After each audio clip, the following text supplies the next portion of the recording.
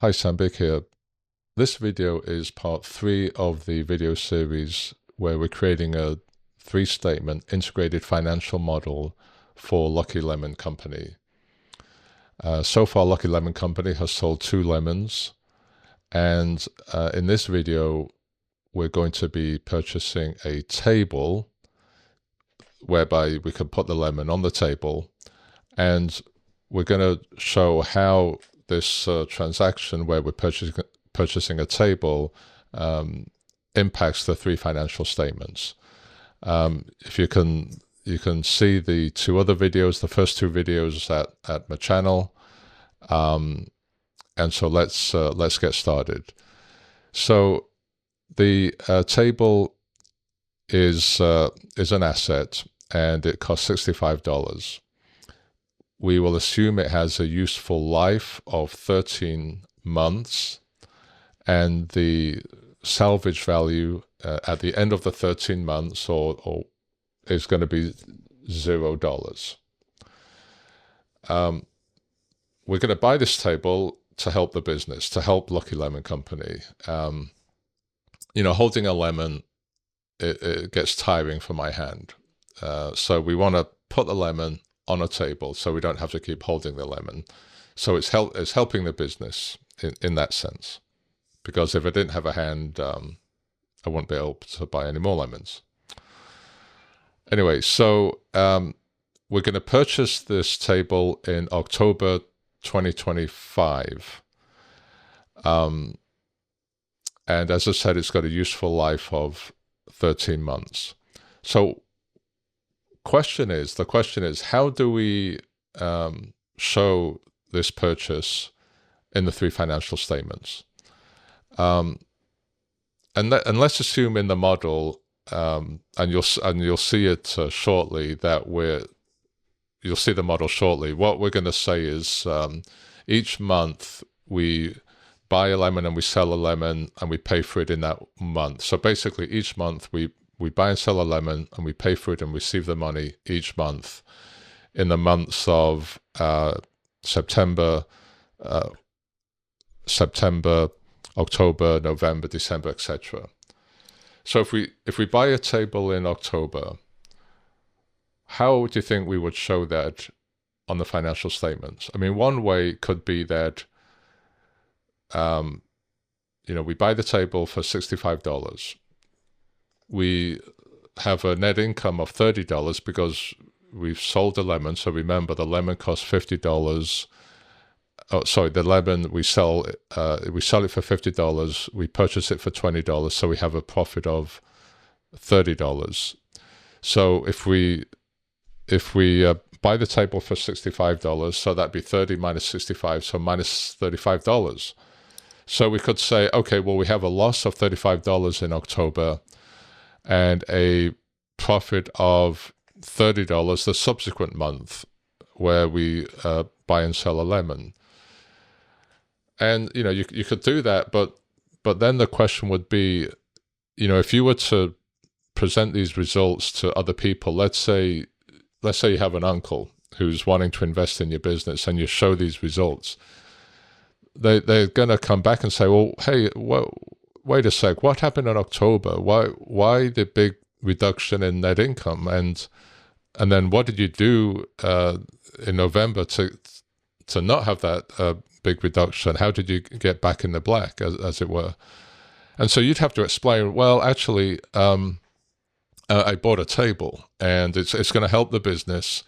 That loss in net income was nothing to do with a revenue reduction. The business operations remained the same. So it's really, the loss was really just due to me buying the table. So don't really worry about it. It's not a big deal, as it were. And then your uncle would say, okay, yeah, that makes sense. Okay, I'll invest.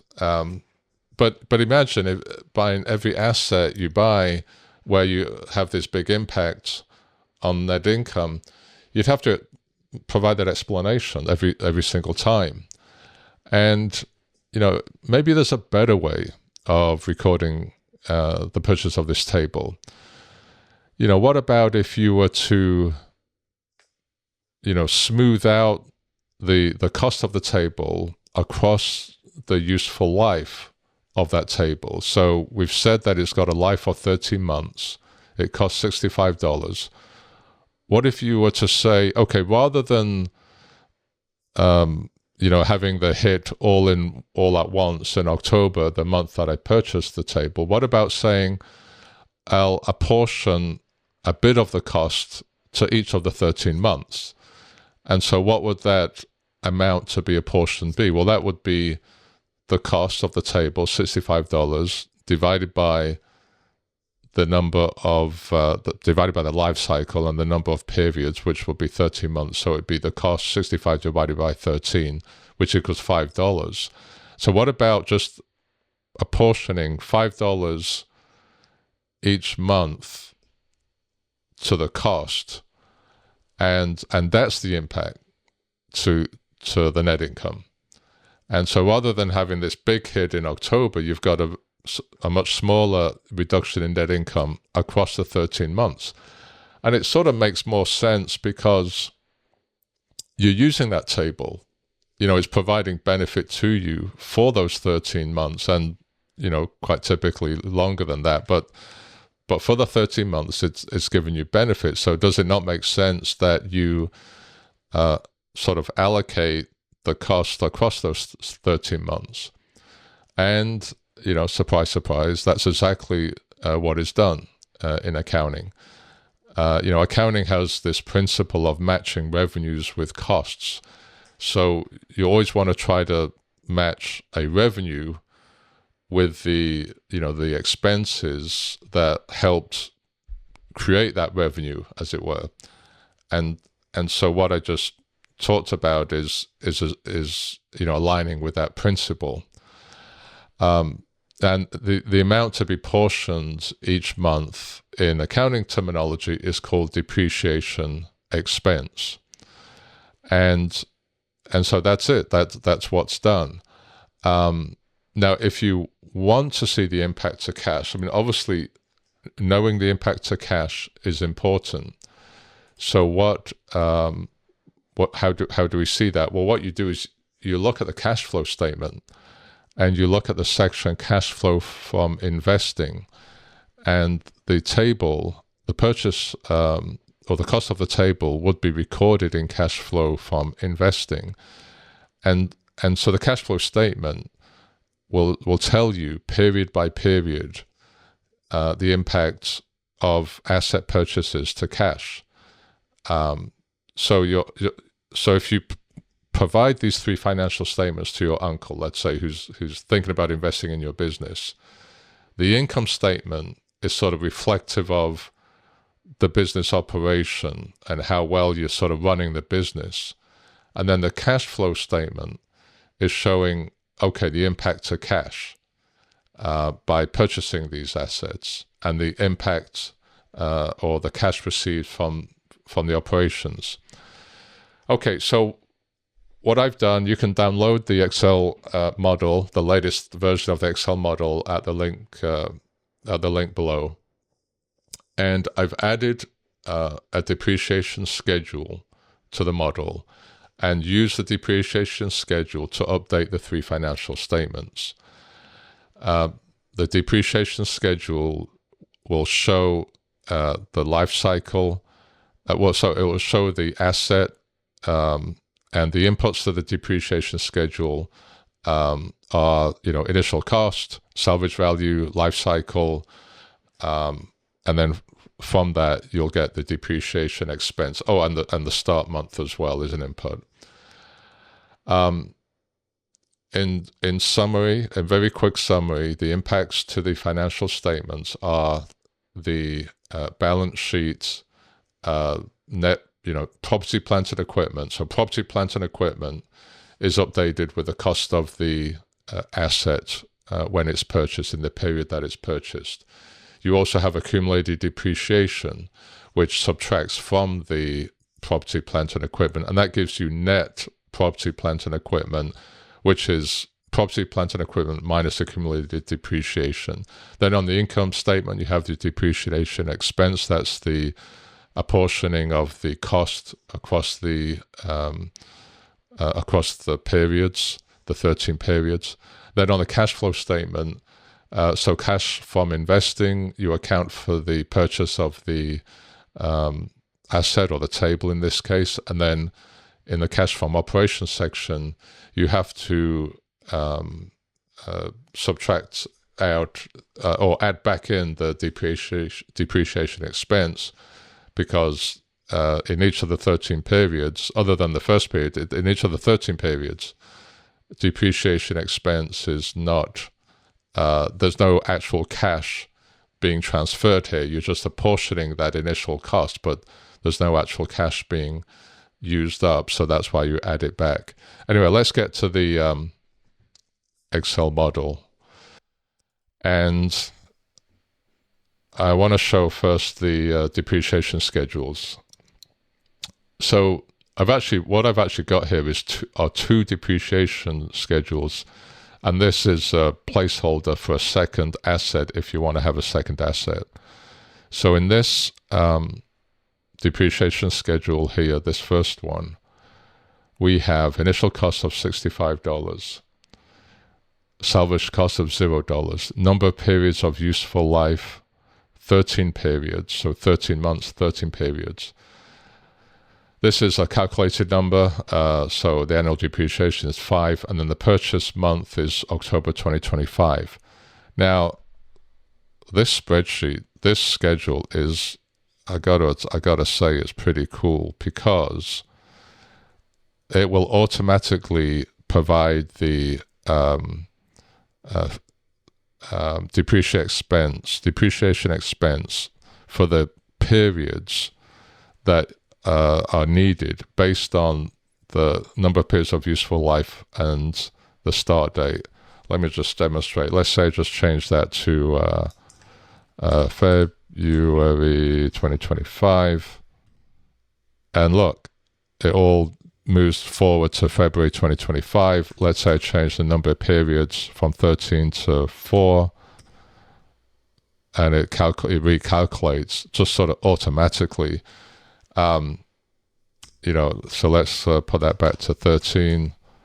I'll put that back to 2025, and we go back. Now, this is really cool. This is not an Excel course, and you can just download the spreadsheet and copy the formula, but it's using a combination of index and sequence and if error, and that's how that's done.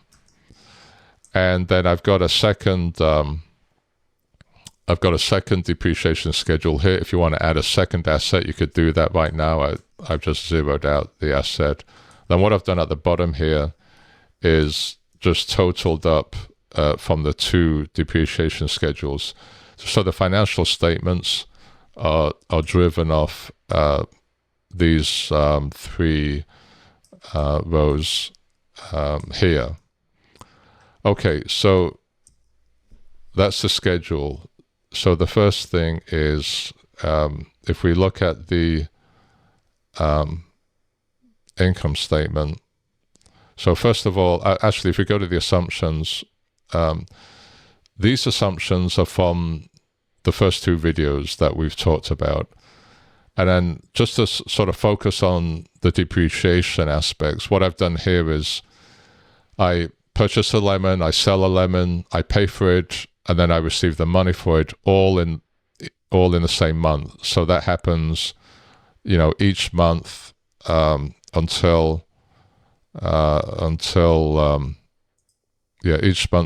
January 2027, where I just assume I buy and sell 2 lemons in that month, just to show a different number of lemons here. Anyway, so let's go back to here. So we purchased the table, or we purchased the asset in October. So let's look at the balance sheet. So we've got property, plant, and equipment. And you see equals F110, so F110, let's go back, that is purchase month total. And that this depreciation schedule formula automatically puts the $65 in that month of purchase. And so, yeah, so this just equals F1110. And then, yeah, as new purchases are made, if there's new purchases made, that's why you see the addition. Okay, so the property, plant, and equipment, first purchased here, $65. And then it continues on $65. That's the original cost. Then I have accumulated depreciation. Again, it references the total depreciation expense below, and then I add the previous period. And so I got accumulated depreciation, and then you have net property, plant, and equipment. So it's that minus that equals this, and that gives you the net property, plant, and equipment. And as you can see here, what happens is starts off at the original cost of $65 at the beginning of October. At the end of October, it's come down to $60. At the end of November, $55. And this is the value. This is where the value is decreasing in a straight line manner to the end of the 13th month, where it's $0. So you see that 50, 50, 45, 40. And here is the end of the 13th month. And so we're at $0 here. So that is how the net property, plant, and equipment is getting adjusted. So the next thing we'll look at is the income statement. So we see the asset decreasing in value as it's being depreciated. What's happening on the income statement? Well, if we look at the income statement, we buy a lemon, we sell a lemon, so we're getting $30 profit. We add a depreciation expense within the operating expenses, and equals, you'll see here, equals 0112. 0112 is down here, depreciation expense. So it's just pulling from this column here, sorry, from that row there. So back up here, so that's all it is. We just take the depreciation expense from that depreciation schedule.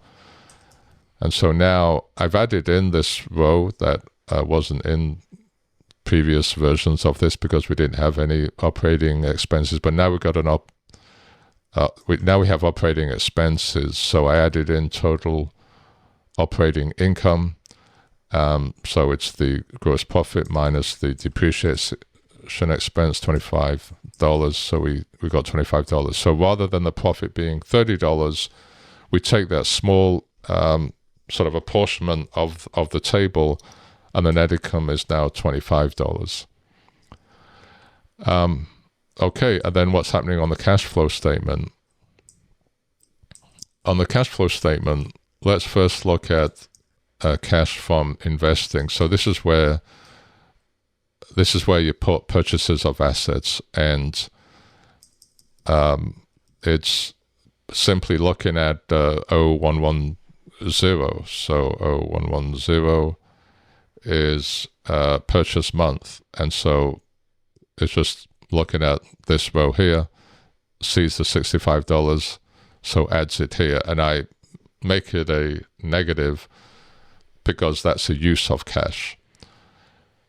And that's it, basically. So total cash from investing in this month is minus $65.